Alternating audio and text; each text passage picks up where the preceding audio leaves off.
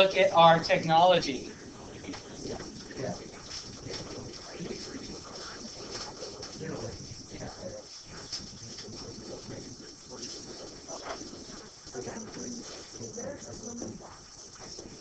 Okay, so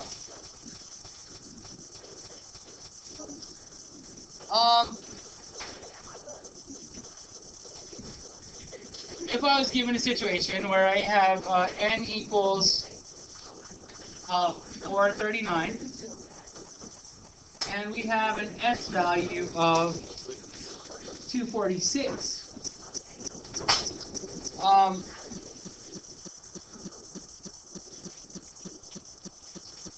We can calculate.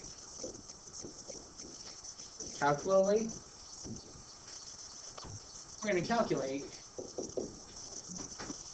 a 95% confidence interval.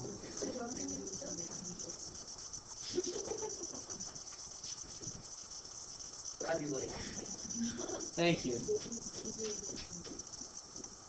for this proportion. Right, so this is a confidence interval for a population proportion. And actually, the example that we used was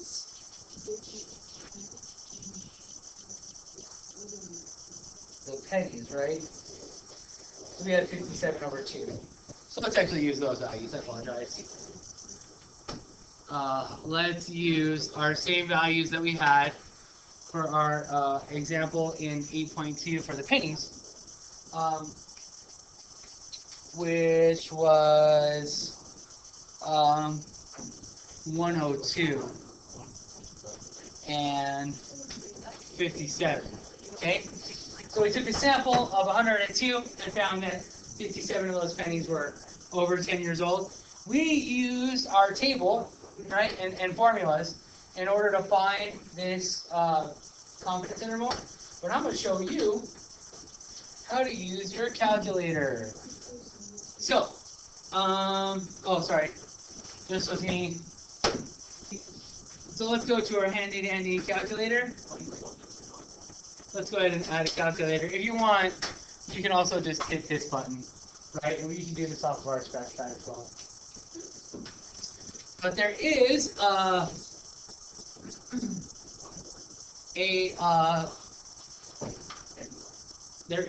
a function on our calculator that will give us the confidence interval. Okay, but remember, if you're going to use the calculator to do it, you have to at least write in the value, like substitute the values in the formula, and you can just put the first step there and then put the end, right? Using your calculator, it's a time saver. So we're going to go to statistics, and we're going to go to stat tests. What are these things?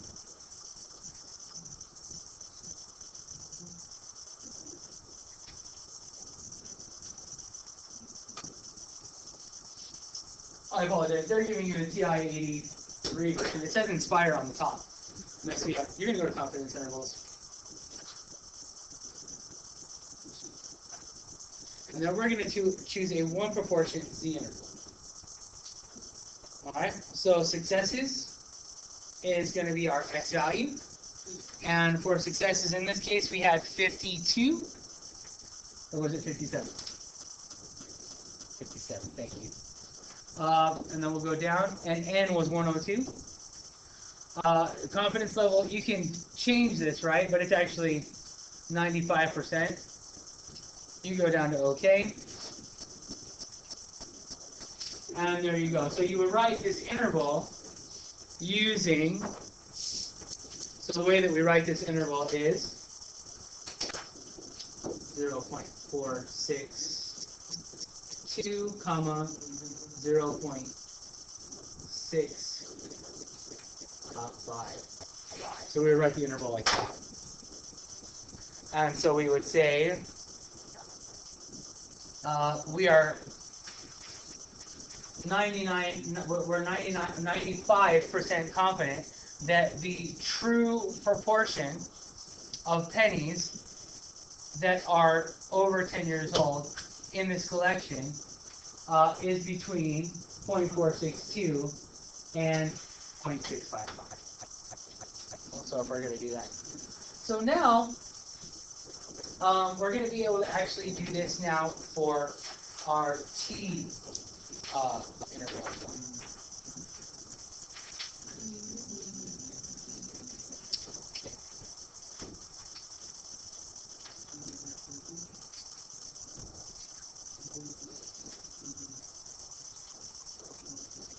So let's go ahead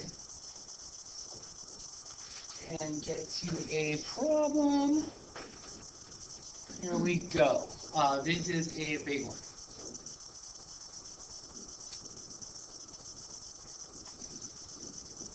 While we're on the calculator kit, I want to show you how to find these key critical values without your table.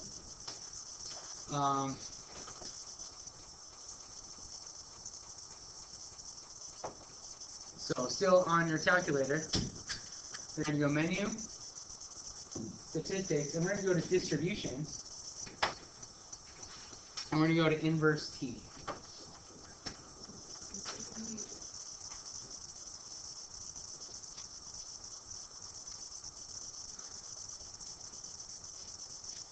So let's see, I'm trying to apply this to this guy.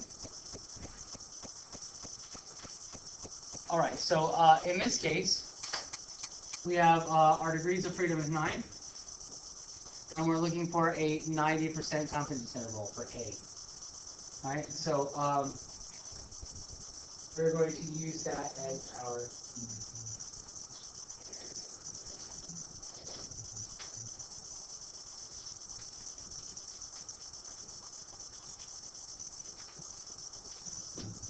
all right, so so this is what's going on. In order to figure out what our area, degrees of freedom is easy for this, right?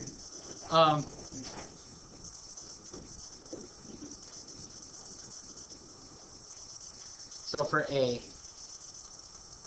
and if we're looking at the area that we're using,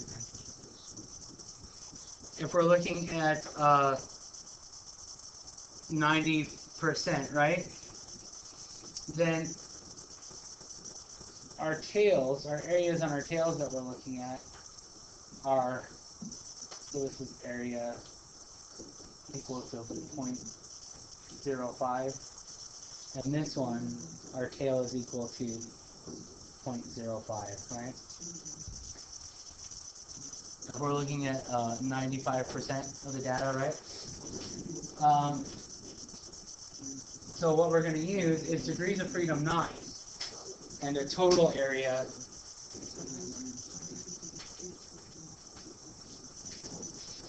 of 0.1. So let's put that in there. And degrees of freedom was 9, right? Perfect.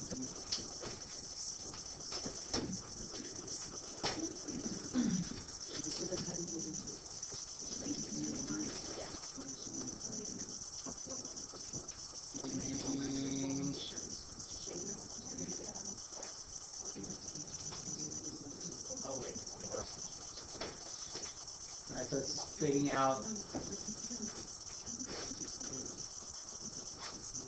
a negative value.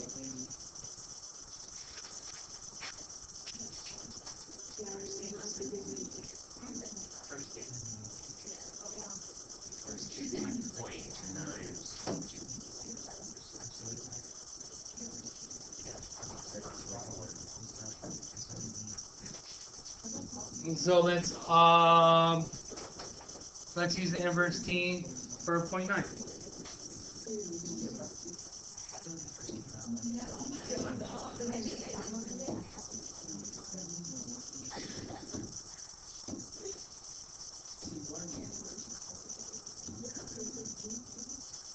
It makes sense that would be that would be the case, but I'm not exactly sure why the book wants us to use the tail values for our area.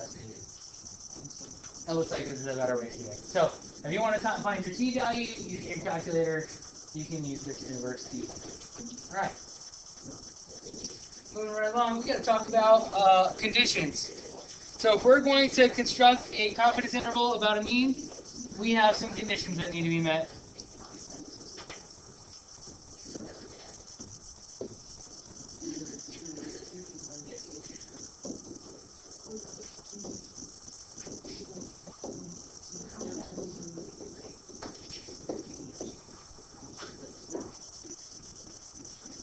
Confidence interval.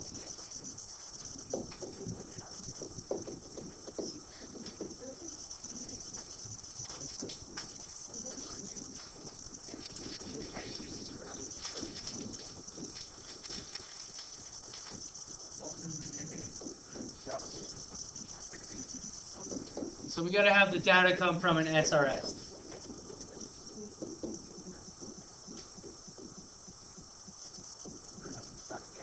From a simple random sample.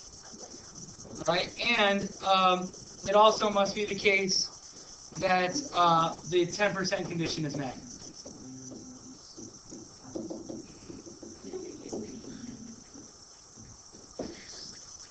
So N, right?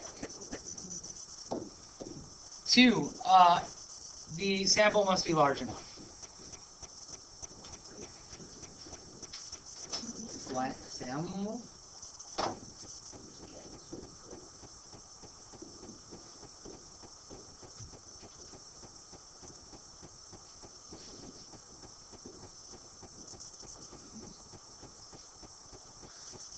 What's our rule to assume normality? Large enough for what? To assume normality. So it's got to meet this condition. Right?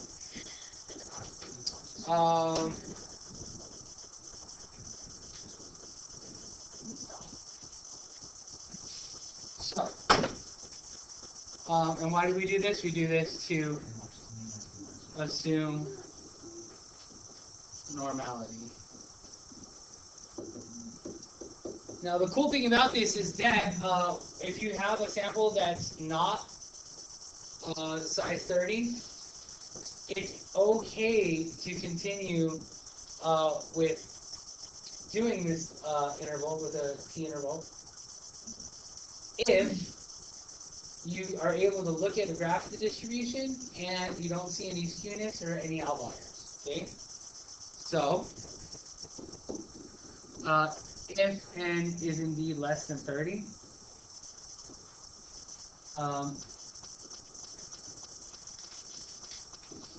we're going to examine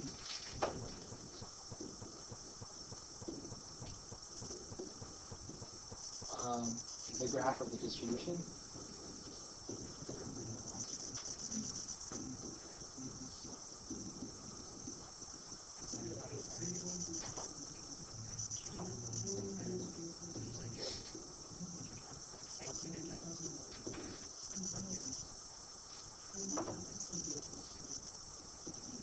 If we do not observe skewness,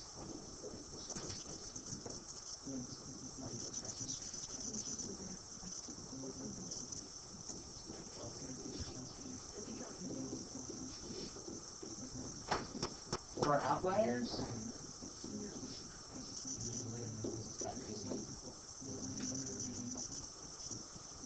we can assume normality.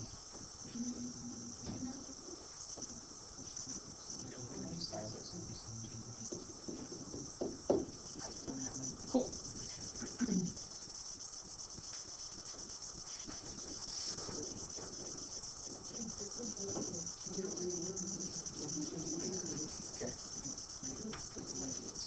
All right.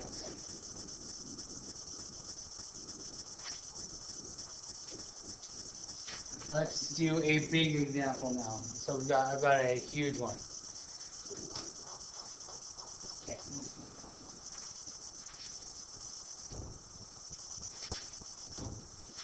Here we go.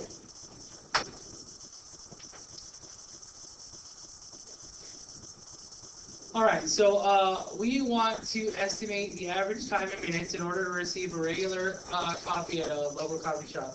The time for 5 randomly selected visits to a coffee shop are shown in the dot plot below. So let's go ahead and see what conditions are met for this, right? So, n is definitely not greater than or equal to 30, right?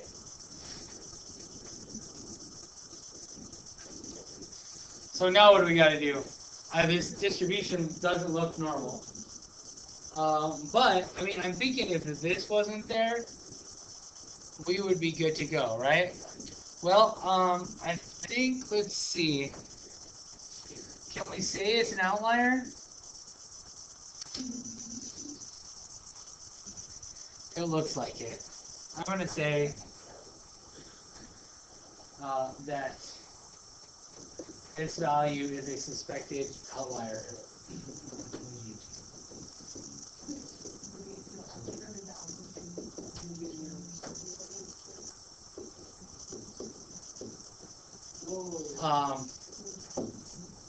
We will not use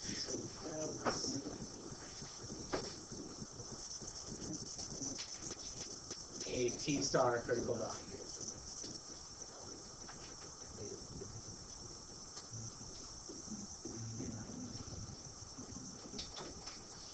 All right. Again, so this one, it looks as if. So in this case, there are outliers, right? That's an outlier, and that is an outlier. But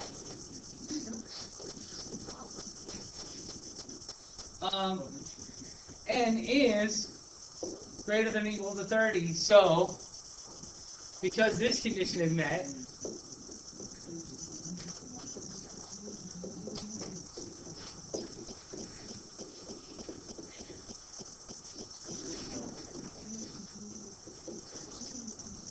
we can use the T-star critical value.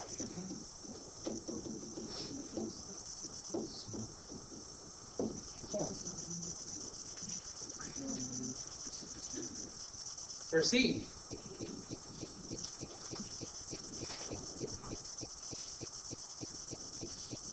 So there we go. What do we got? N is not greater than or equal to 30.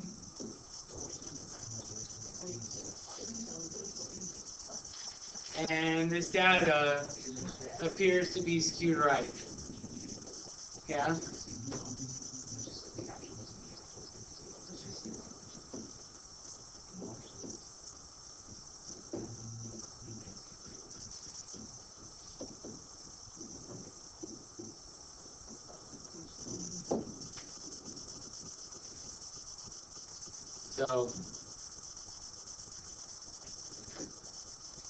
So we're not going to use it, right? I don't even write it.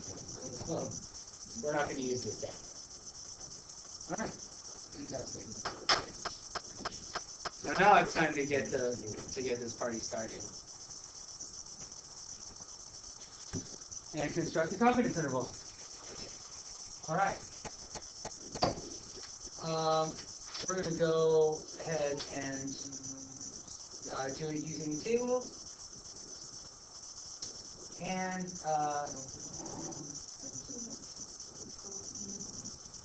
do it using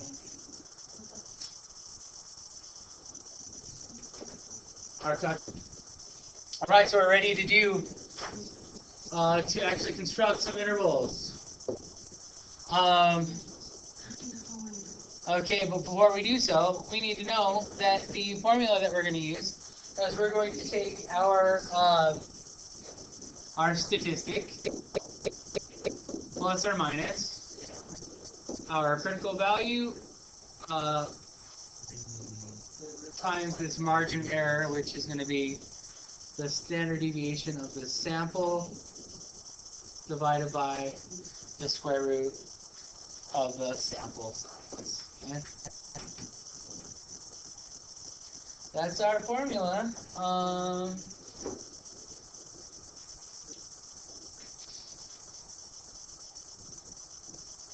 That's it. And when this is for an unknown mean, right? So we're estimating an unknown mean. Okay? So we're going to be given a sample mean, and we're going to be able to say at some level of confidence that our true mean is captured by this particular interval that we'll form using this formula.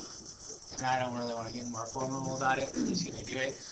Sorry, the computer did not like that is X bar. The computer didn't like it for some reason.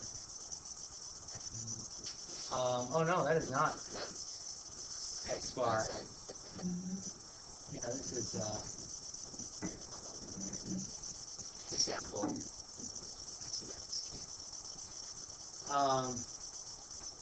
Because that is the standard deviation for samples, right?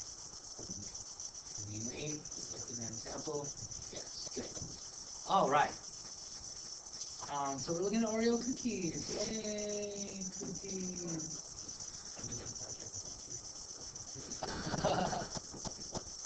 We could do it. We'd have to weigh some cookies. Huh? Yeah, I don't have those. They're lazy.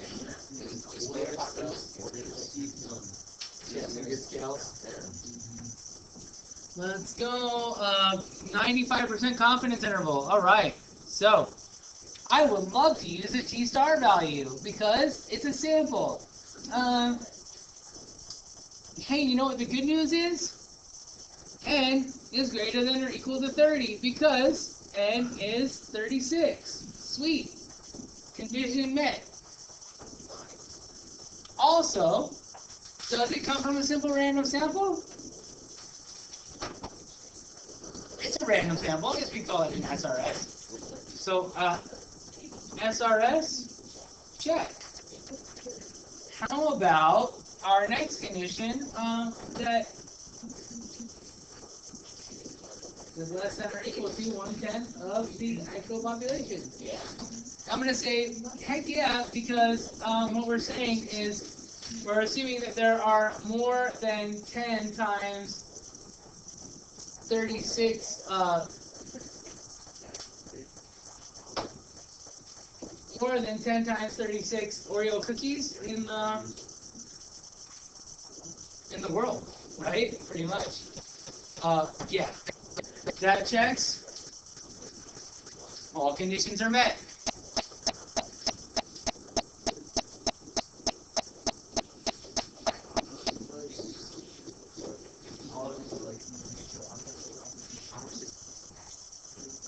So now that our conditions are met, it looks like we can do this.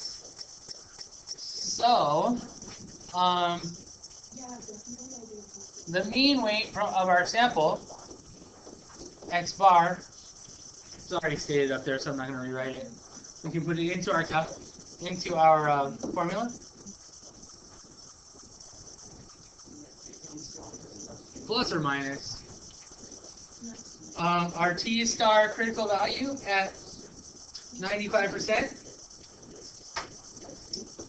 Let's use our calculator to find it. So I'm going to go menu.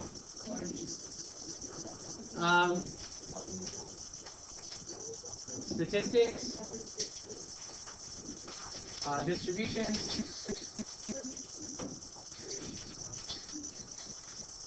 We want to be inverse T. Our area will 95% confidence, so 0.95. And, our degrees of freedom. What was our sample size? 32?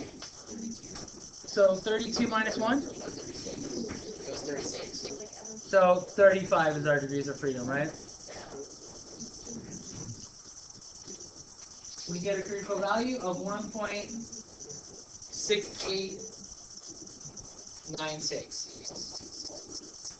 Yeah, 1.69. I don't know. 1.69 will work.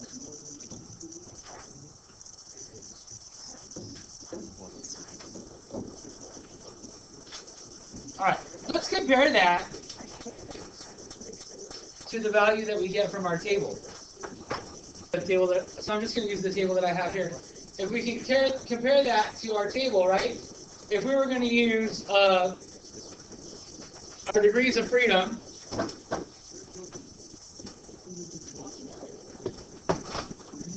going to be 36 minus 1, or 35. If we go to our table, we don't have a 35, right? So we're going to underestimate and use 29. All right? So we're going to go to 29. Not 30. I'm sorry. Yeah, we're going to 30. I got it. I don't know why. We'll go to 95. And it actually gives us a larger value. And that is because our calculator gives us a more exact value than the table, right? The table doesn't have all those in-between values. So you can estimate using the table, or you can get a better number using your calculator for 35. So the table will give you degrees of freedom for 30. Or sorry, it'll give you your T-star value for 30 degrees of freedom, but what we're getting from our calculator is a, yeah. For this, like, even if you go to like 40, it's still above that value.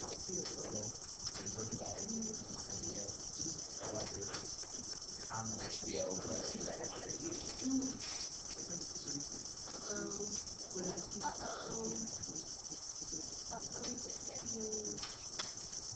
It'd be better for like 90%.